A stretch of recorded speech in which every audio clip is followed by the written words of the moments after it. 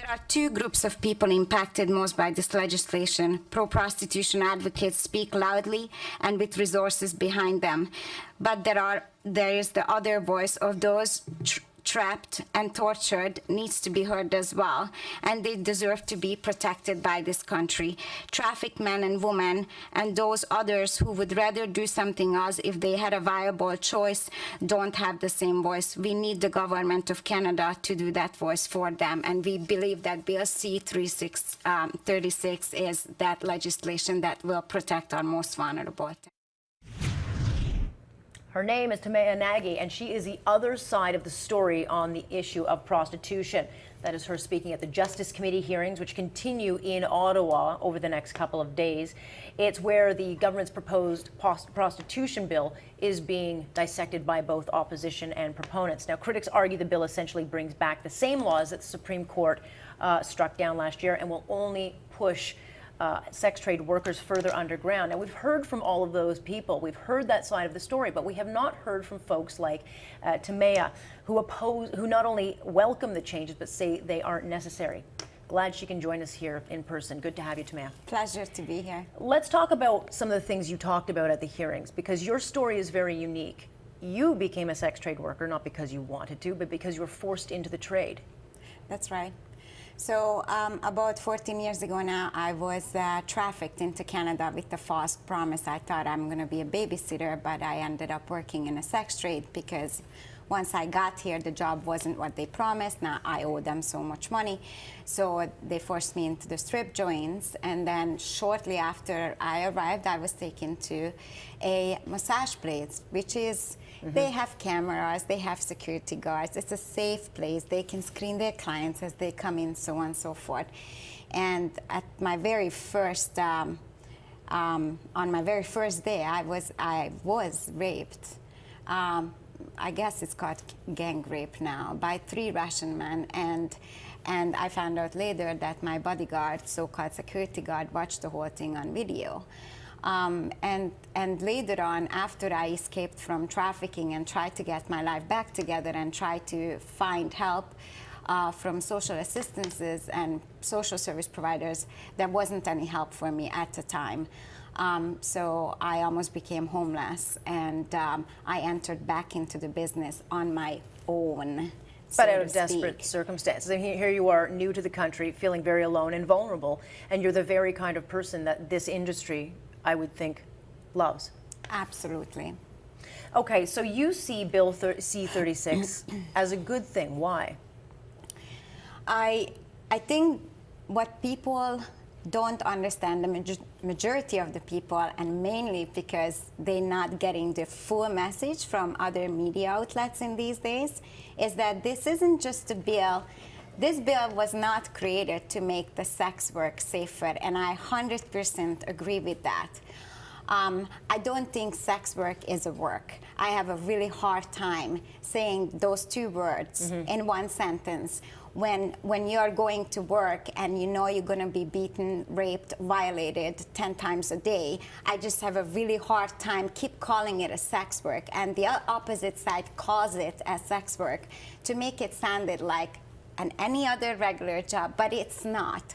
So I think what the government is trying to do is not make it okay and better and safer, because the argument here is there has been sexual abuse, there has been child abuse, there has been domestic violence for the last 30 years. And what did we say? Did we say, well, it's been happening for so long, why don't we just leave it alone? It's not going to get any better. No, as a society, we said no to those abuses and stood up and created new legislations and started to protect the most vulnerable. Prostitution is no different. I'm so tired hearing of, oh, it's been around for so long. Well, that's a problem. Our society is sick for thinking that this is okay, and our society needs a shift, an understanding that, so this bill will do that, because they will start to make the society understand. They will start to teach the Johns and young men at the early age that it's not okay for you to pay $60 to have your services met by a woman.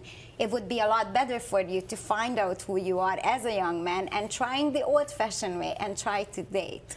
So what do you say? I mean, I don't get the sense that you celebrate someone like Terry Jean Bedford, who fought and won and had this law struck down. I mean, what do you say to people like that who are fighting that sex trade workers should be able to do their trade and be protected at the same time?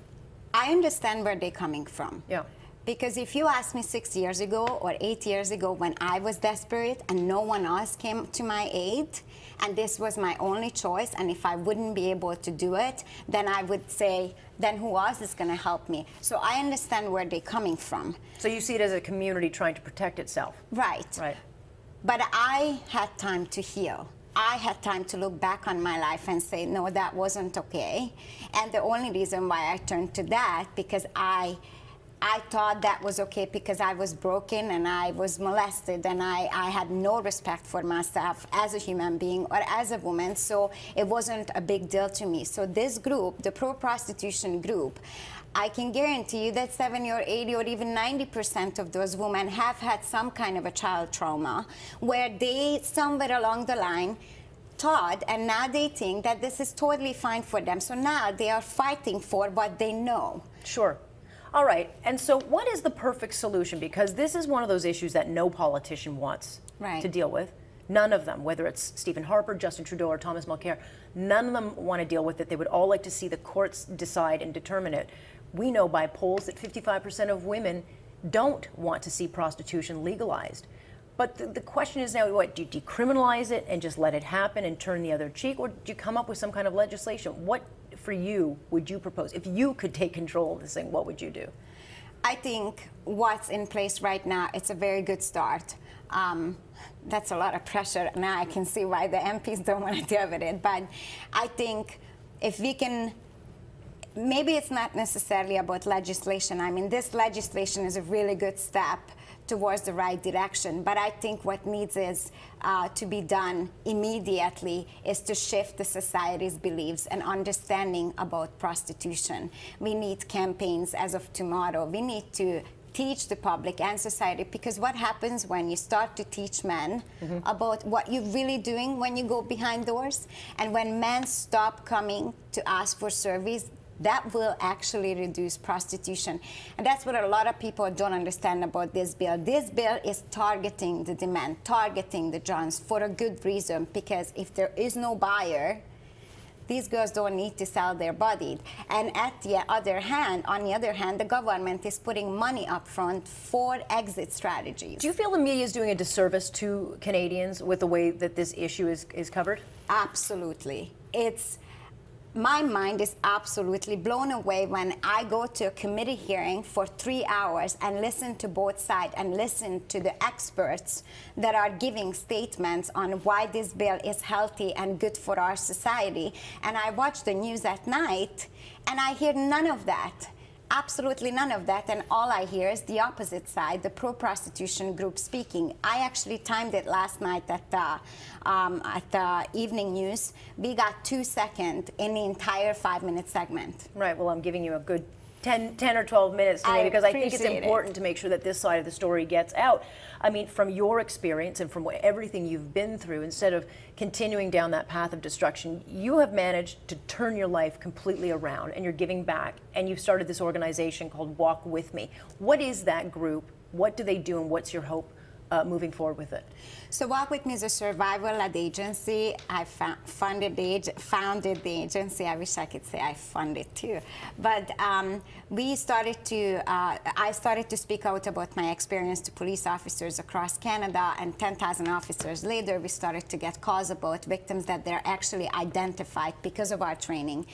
And the calls just started to keep coming in, which is when we started to realize that there's a huge need for this unique service. So basically, when we get a call from a police officer saying at 3 a.m. I have victims of human trafficking sitting in my doorsteps, she has nowhere to go, no phone, she's Canadian, she's 16 years old, she can't go home, she literally just ran out of the hotel butt naked because she's running away from her trafficker. Can you come? So we are mobile victim services. We pick up the victims, we take them to a safe house. They'll stay at our safe house for up to 3 days, and then we're trying to find them a long-term Do you get the sense that there's any hunger or any want for folks like yourselves to get into the schools to educate? I mean, I think it's fair to say that young women today, girls, are sexualized almost from the minute they are born. You know, from the bombardment of sexual advertising. I mean, you've got young girls taking selfies, putting them up on Facebook. I mean, we're almost demeaning ourselves every day by just putting out these overt sexual images. So it's almost become kind of cool to, hey, why not make some money off of my sexuality? Do you get the sense that unless education is put into place, or young women start hearing from folks like you, it's just going to continue that way? I'm so glad you say that. I used to be a fan of Miley Cyrus, and I just can't watch her anymore. And when my victim says, well, I started stripping because I saw Miley Cyrus and I thought it was cool. Mm-hmm. I would like to go and talk to Miley Cyrus at one point. But yes, we do feel like that it's very important to go to schools and educate. And as a matter of fact, we are.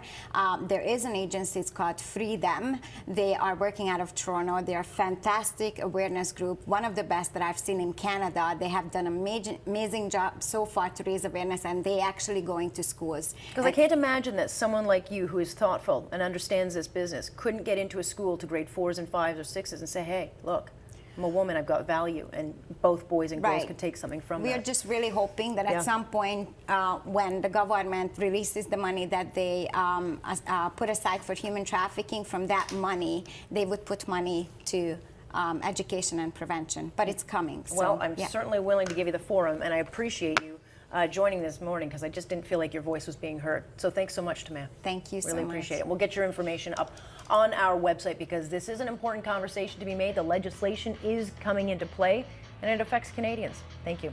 Timea is her name, and we'll keep in touch with her.